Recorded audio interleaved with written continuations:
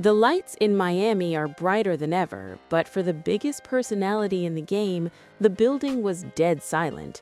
The WNBA is entering a new era of professional dominance, and the founding of the Unrivaled League was supposed to be the ultimate stage for the elite.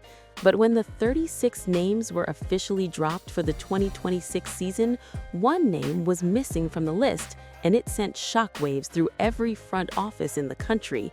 Angel Reese, the self-proclaimed queen of the double-double, was nowhere to be found on the opening night rosters. The official story was a lingering injury and a need for rehab, but the receipts coming out of the league offices tell a much darker story of a private locker room pact. The truth is, Angel Reese wasn't just left out, she was actively barred from the league by the very players who built it. This wasn't a mistake or a clerical error by the league staff in New York. This was a calculated execution of power by the founding stars, who decided that the theatrical energy of the Barbie brand had no place in a league built for pure basketball. While the public was told that Angel needed time to heal her back and her wrist, the private servers were buzzing with a different reality. The founders, including Breanna Stewart and Napheesa Collier, had a vision for a high-intensity 3-on-3 product that focused on efficiency and professional conduct.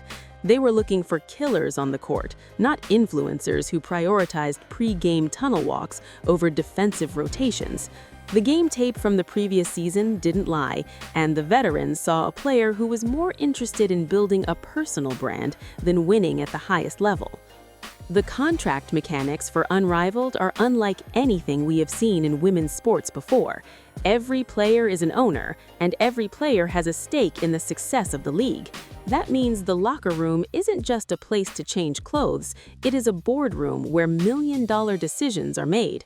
When it came time to finalize the 2026 rosters, a small group of senior players exercised what insiders are calling a silent veto. They looked at the drama following Angel in Chicago, and they decided the risk to their new investment was too high. They didn't want the technical fouls, the social media wars, or the constant distraction of a player who thrives on controversy.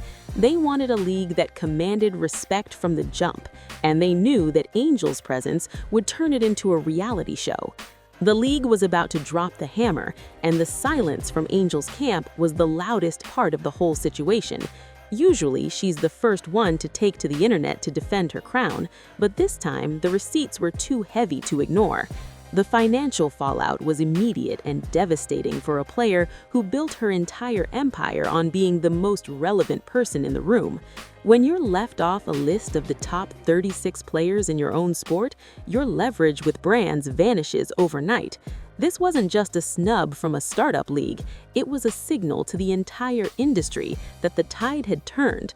The hard workers and the professionals were finally taking the wheel back from the clout chasers. But what the cameras missed in the locker room was even worse than the public snub. Sources inside the league have confirmed that a group of high-ranking veterans held a private meeting to discuss the culture of Unrivaled. They were watching the chaos in Chicago, where Angel was making headlines for statements detrimental to the team and getting suspended for half games. They saw the back injury as a convenient exit strategy from a team that was already tired of the theatrics. The Unrivaled founders knew that if they let that energy into their Miami bubble, it would infect every single club. They were protecting their money and their legacy, and Angel Reese was the first casualty of that protection. The technical breakdown of her game played a massive role in this private lockout. In a 3-on-3 setting, there is nowhere to hide. You cannot just park yourself in the paint and hunt for offensive rebounds off your own misses. You have to be able to switch on every screen, handle the ball, and shoot with high efficiency. The scouts for Unrivaled look at the numbers, and they saw a player whose true shooting percentage was bottom of the barrel. They saw a player who struggled to finish through contact when the whistles weren't blowing in her favor. The veterans in the league know that at the professional level, the refs aren't going to bail you out because you have a large following on TikTok. They want players who can put the ball in the hoop, and Angel simply hasn't proven she can do that consistently enough for a 6-person roster. The league was about to move on without her, and the brand deal fallout was the next domino to fall. Reebok had bet big on the Barbie brand, thinking they were getting the next face of the sport. But while Caitlin Clark was walking through Nike headquarters as a $100 million revolution, Angel's signature products were sitting in bargain bins across the country.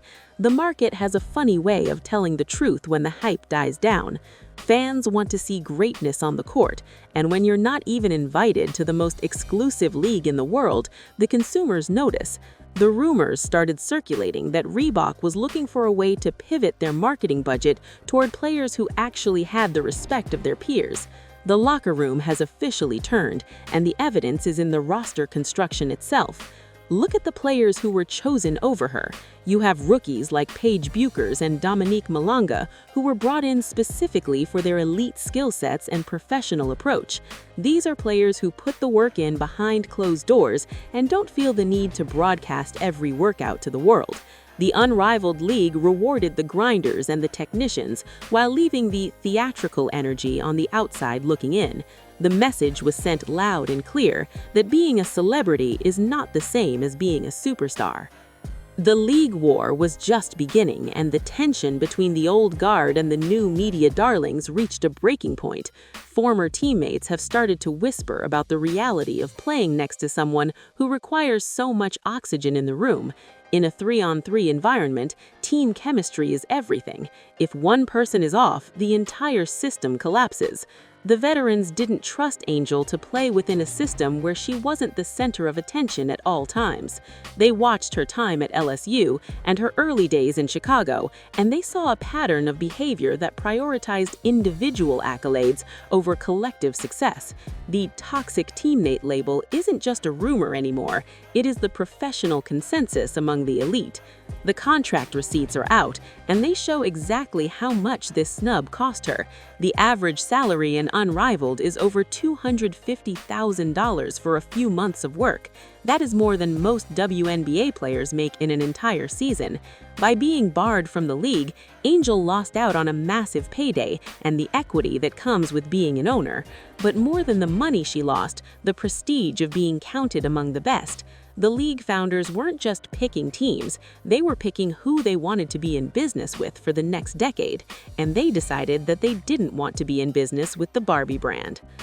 But wait, because the plot thickened in February when the league suddenly announced she was coming back to Rose, BC.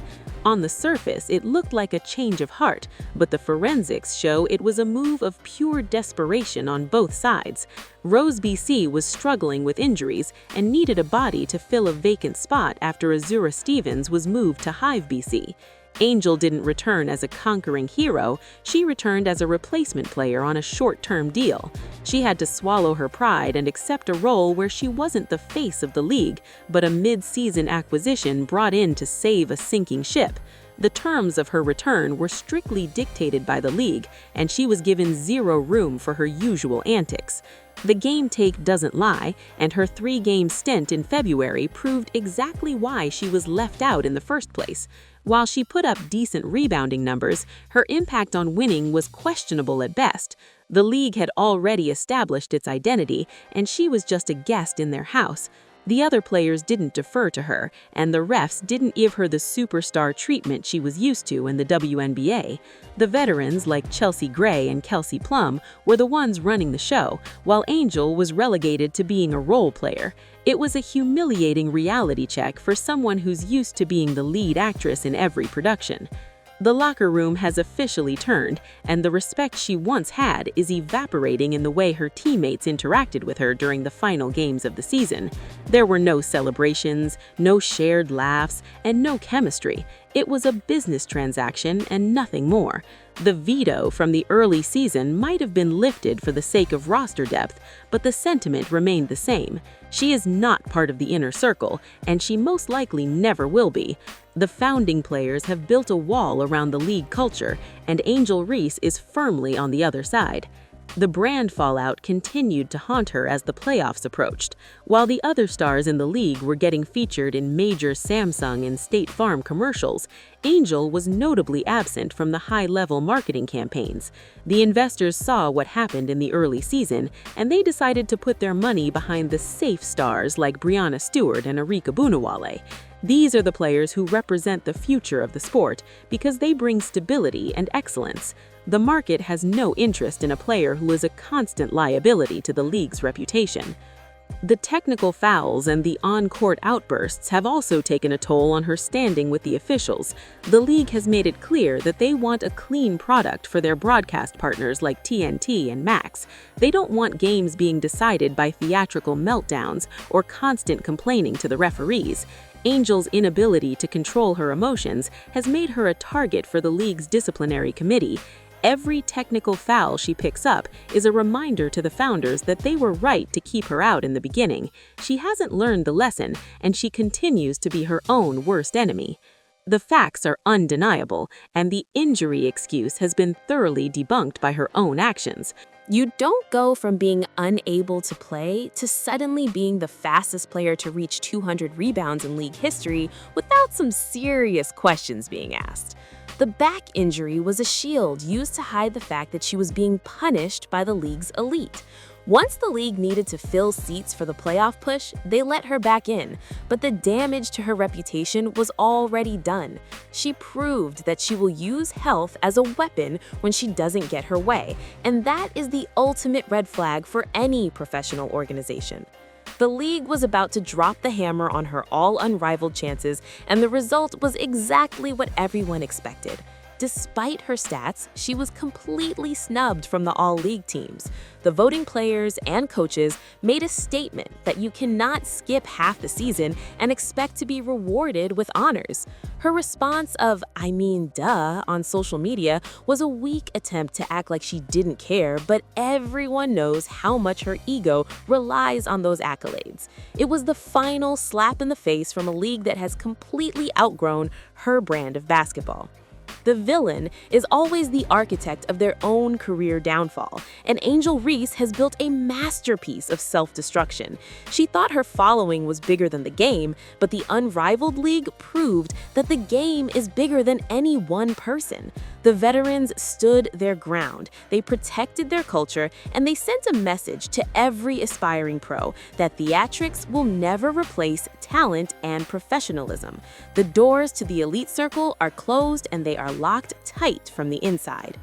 Angel Reese is back on the court, for now, but the aura of invincibility is gone. She's just another player in a league full of stars who actually put the work in. The theatrical energy that once made her a household name is now made her a pariah among her peers. The cost of her behavior wasn't just a few missed games or a lost brand deal, it was the loss of her place at the table. In the world of high-stakes sports forensics, the game tape doesn't lie, and the contract receipts are final. Angel Reese isn't just unwelcome, she is a reminder of a culture that the WNBA has officially left behind.